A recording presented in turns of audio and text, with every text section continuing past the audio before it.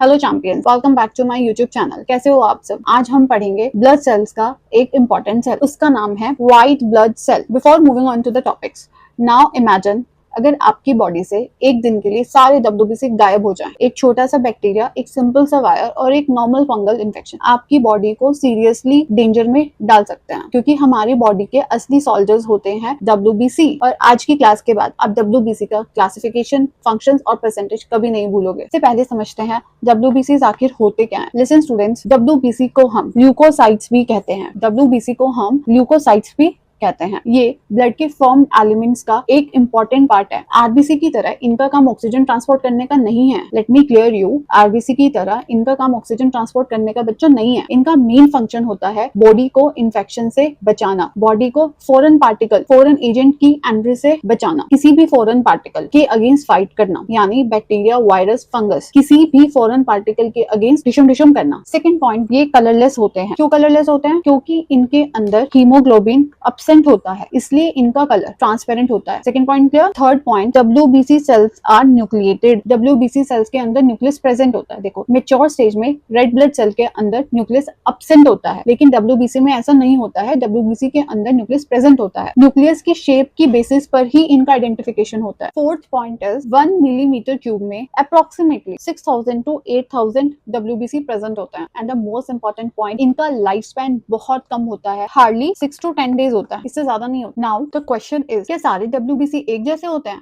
Answer is बिल्कुल नहीं। WBC sales 2 major groups में डिवाइड होते हैं। Number 1 is granulocytes. ग्रैनुलोसाइट्स क्या होते हैं? ग्रैनुलोसाइट्स वो WBC होते हैं जिनके साइटोप्लाज्म में आपको छोटे छोटे ग्रैन्यूल्स मिलते हैं। ग्रैन्यूल्स ऐसे समझो, छोटे छोटे कंकर मिलते हैं। इनके 3 मेंबर्स हैं। Number 1 is neutrophil, second is eosinophils and third member is basophils. दूसरा ग्रुप है ए ग्रैनुलोसाइट। ए ग्रैनुलोसाइट्स वो WBC होते हैं बच्चों जिनके साइटोप्लाज्म में ग्रैन्यूल्स एब्सेंट होती हैं। के भी 2 मेंबर्स हैं। Number 1 is lymphocyte, second monocyte. अब आते हैं एग्जाम में सबसे ज्यादा पूछे जाने वाला क्वेश्चन। नीट 2026 में भी यहाँ से क्वेश्चन आया था। क्वेश्चन क्या था कि कौन से WBC की कितना परसेंटेज होती है? चलो देखते हैं। देखो, न्यूट्रोफिल्स होते हैं 60 to 65%। ये बात हो रही है टोटल WBC 8000, जो 1 मिलीमीटर क्यूब में आपको 8000 WBC मिलता है ना, उस 8000 में से 60 to 65% की बात हो रही है। सेकेंड टाइप आता है लिम्फोसाइट। लिम्फोसाइट्स मिलते हैं 20 to 25%। थर्ड आता है मोनोसाइट्स। मोनोसाइट्स मिलते हैं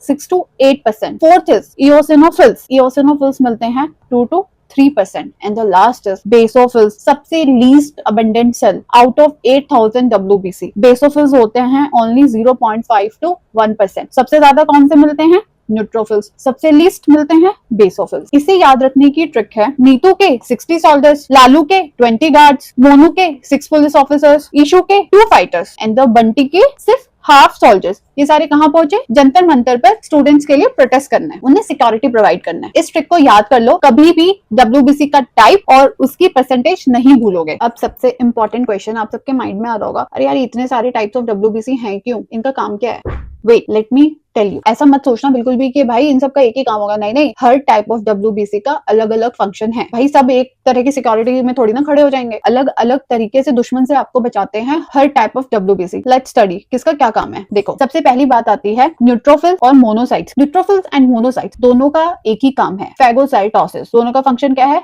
फैगोसाइटोसिस। अच्छा सोचो, फैगोसाइटोसिस होता क्या? फैगोसाइटोसिस का मतलब होता है बैक्टीरिया या फॉरेन पार्टिकल को अपने अंदर लेकर उसको खा जाना और उसको डिस्ट्रॉय कर देना। Is that clear? One point about monocyte, अगर मोनोसाइट यही सेल ब्लड की जगह टिश्यूज में होते हैं तो इन्हें मैक्रोफेज कहते हैं। फंक्शन सेम है, मोनोसाइट का काम भी फैगोसाइटोसिस करना है, मैक्रोफेज का काम भी फैगोसाइटोसिस करना है। ओनली डिफरेंस इज ब्लड के अंदर ये काम मोनोसाइट करता है और टिश्यू के अंदर ये काम मैक्रोफेज करता है। तो इसको अपने माइंड में फिट कर लेना, क्योंकि ये कंफ्यूजन मोस्ट ऑफ द बच्चों को हो जाता है कि भाई काम तो दोनों का है, फिर इनके नाम सेम क्यों नहीं है। तो जस्ट रिमेंबर, एक आपकी टिश्यू के अंदर फैगोसाइटोसिस करता है, दूसरे वाला आपकी ब्लड के अंदर फैगोसाइटोसिस करता है। Move on to the third type, basophils. देखो बच्चों, अच्छा चलो कुछ मत देखो, सुन तो सकते हो, सुनो। बेसोफिल्स 3 तरह के केमिकल्स रिलीज करते हैं। Number 1 is histamine, second is serotonin and third is heparin. अब इन तीनों केमिकल्स का ना एक एक काम समझना। हिस्टामिन एक वेसोडायलेटर है जो ब्लड वेसल्स को डायलेट करता है और ब्लड प्रेशर को कम करता है। सेरोटोनिन एक पावरफुल वेसोकंस्ट्रिक्टर होता है जो ब्लड वेसल्स को दबाता है और ब्लड प्रेशर को बढ़ाता है। Third is heparin. बच्चों एक नेचुरल एंटीकोगुलेंट है जो हर टाइम सोते जागते आपके ब्लड में प्रेजेंट होता है ताकि आपके ब्लड को कोएगुलेशन से बचाया जा सके। इट्स अ नेचुरल एंटीकोएगुलेंट जो आपकी बॉडी ने आपको गिफ्ट में दिया है ताकि आपका ब्लड कभी भी कोएगुलेट ना हो सके। एंड हिस्टामिन क्या करता है, आपकी बॉडी में इन्फ्लेमेशन प्रोड्यूस करता है। इन्फ्लेमेशन मतलब सूजन। ये 3 केमिकल्स बार बार अलग अलग जगह पर आएंगे और अगर आप अभी अच्छे से नहीं समझोगे तो परेशान होगे, क्योंकि इट्स अ रिपीट एवरीवेयर। कहीं टिश्यू में आएगा, कहीं आपके एक्सक्रीटरी सिस्टम में आएगा, कहीं आपके ब्लड वाले चैप्टर में आएगा। फोर्थ इज देखो, इओसिनोफिल सेल्स आपकी बॉडी को एलर्जी और पैरासिटिक इन्फेक्शन के अगेंस्ट प्रोटेक्ट करते हैं। किसके अगेंस्ट प्रोटेक्ट करते हैं? एलर्जी और पैरासिटिक इन्फेक्शन के अगेंस्ट आपकी बॉडी को प्रोटेक्ट करते हैं। Last and most important cell is lymphocyte. आपको पता है ये लिम्फोसाइट आपकी बॉडी को इम्यूनिटी प्रोवाइड करते हैं। क्या प्रोवाइड करते हैं? इम्यूनिटी। इस पूरी इम्यूनिटी टॉपिक को आप पढ़ते हो क्लास 12 के ह्यूमन हेल्थ एंड डिजीज में। आपकी बॉडी को फ्यूचर में आने वाली बीमारियों से बचाना, उसे इम्यूनिटी बोलते हैं। लिम्फोसाइट्स 2 टाइप्स के होते हैं,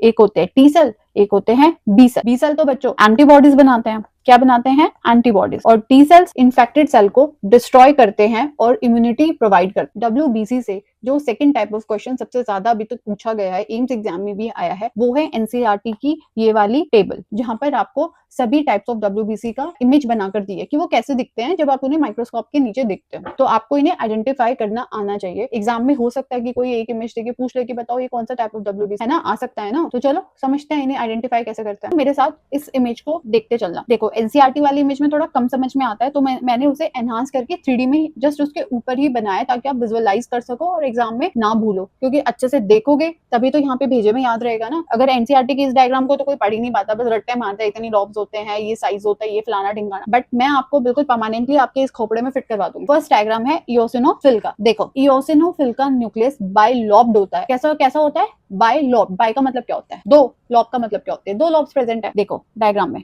ये दिख रही है 2 लॉब, इसलिए बोल दिया इसका न्यूक्लियस बाइलॉब्ड है। इसके अलावा इसके साइटोप्लाज्म में छोटी छोटी रेड ऑरेंज कलर की ग्रैन्यूल्स होती हैं। कैसी कलर की? रेड ऑरेंज छोटी छोटी। ये इसके डायग्राम में भी क्लियर है। एनसीईआरटी में तो पूछ सकता है ऑप्शन में देखे कि कौन से कलर की ग्रैन्यूल्स होती है ना। आजकल कुछ भी पूछ लेता है नीट वाले, तो कोई भरोसा तो है नहीं भाई। सेकंड डायग्राम गिवन है बेसोफिल्स का। किसका? बेसोफिल्स का। देखो सेकंड डायग्राम गिवन है बेसोफिल्स का। देखो बेसोफिल की इमेज देख के एनसीईआरटी में कहीं भी नहीं समझ में आने वाला है किसका न्यूक्लियस कैसी शेप का होता है, बट मैं आपको बता देती हूँ क्योंकि सब बताते हैं रटवाते हैं। ये एस शेप न्यूक्लियस होता है। इसका न्यूक्लियस कैसा होता है? एस शेप होता है, ठीक है। और इसके साइटोप्लाज्म में मिलती है डार्क ब्लू ग्रैन्यूल्स। ये पूछा जा सकता है क्योंकि ये दिख रहा है, न्यूक्लियस का शेप नहीं दिख रहा है, बट ग्रैन्यूल्स का कलर दिख रहा है कि डार्क ब्लू कलर की ग्रैन्यूल्स होती हैं। Third image is of neutrophils. देखो न्यूट्रोफिल्स का न्यूक्लियस क्लियरली दिख रहा है कि मल्टी लॉब्ड होता है। कैसा होता है? Multi lobbed. मल्टी लॉब का मतलब है कि जब आपके पास 2 से ज्यादा लॉब्स मिलती हैं। यहाँ पे इस डायग्राम में तो 3 दिए हैं, बट 3 to 5 लॉब्स हो सकती है, बट ऑप्शन आ जाता है कि अगर सिर्फ 3 लिखा है तो आप आंसर जाएगा 3।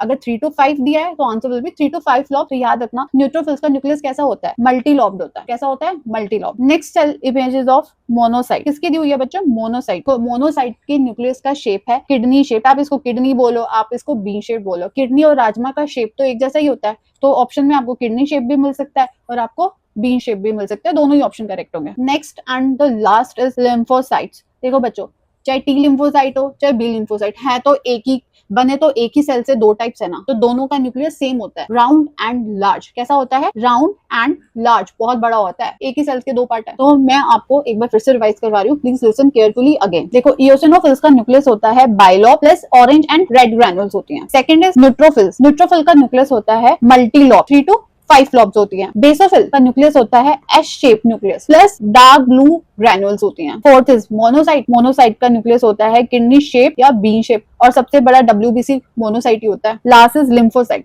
लिम्फोसाइट का न्यूक्लियस सबसे बड़ा है, large and round. Large and round. जितना पढ़ाया है उसे एक बार एनसीईआरटी से रिवाइज करवा देती हूँ, नहीं तो बोलोगे मैडम आपने तो आउट ऑफ एनसीईआरटी पढ़ा दिया, इतना नहीं आता, इतना नहीं पूछते नीट वाले। सब कुछ एनसीईआरटी से ही पढ़ाया है, एक एक वर्ड। देखो फर्स्ट लाइन में क्या लिखा है? ल्यूकोसाइट नॉन एज WBC लिखा है कि नहीं? फर्स्ट लाइन में क्या लिखा है? ल्यूकोसाइट WBC नाम से भी जाने जाते हैं। Colourless, reason lack of haemoglobin. Nucleated, number lesser, average number 6 to 8,000 per millimetre cube of blood. Generally short live. देखो एक चीज और हो सकता है स्टेटमेंट्स दे नीट वाले क्वेश्चन में, तो इस जनरली को हटा के ये लिख दे कि ऑलवेज। अगर ऑलवेज आ गया ना जनरली की जगह, तो फिर ये स्टेटमेंट गलत हो जाएगी। तो जनरली वर्ड को मार्क करके रखना, हाईलाइट कर लो। 2 टाइप ग्रैन्युलोसाइट, एक ग्रैन्युलोसाइट। फिर नेक्स्ट लाइन में बताया neutrophils, eosinophils, basophils.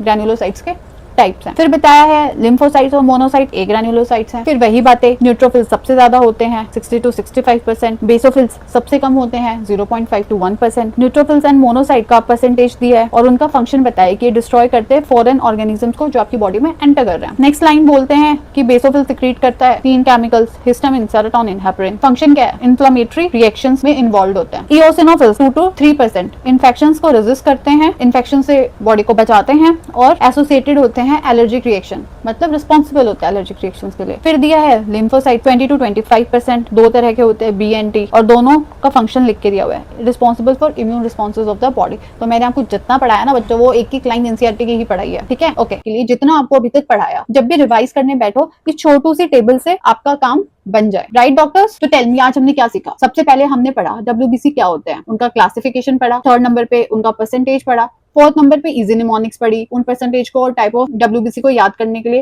Fifth number पे फंक्शंस पढ़े। सिक्स स्टेप में हमने इमेज से उन टाइप्स ऑफ डब्ल्यूबीसी को कैसे आइडेंटिफाई करते हैं। आई थिंक आपको अब बिल्कुल पिक्चर फुल एंड क्लियर होगी। अगर आपको मेरा ये लेक्चर हेल्पफुल लगा हो तो वीडियो को लाइक करें, अपने फ्रेंड्स के साथ शेयर करें और मेरे चैनल को सब्सक्राइब करें। See you in the next video, bye.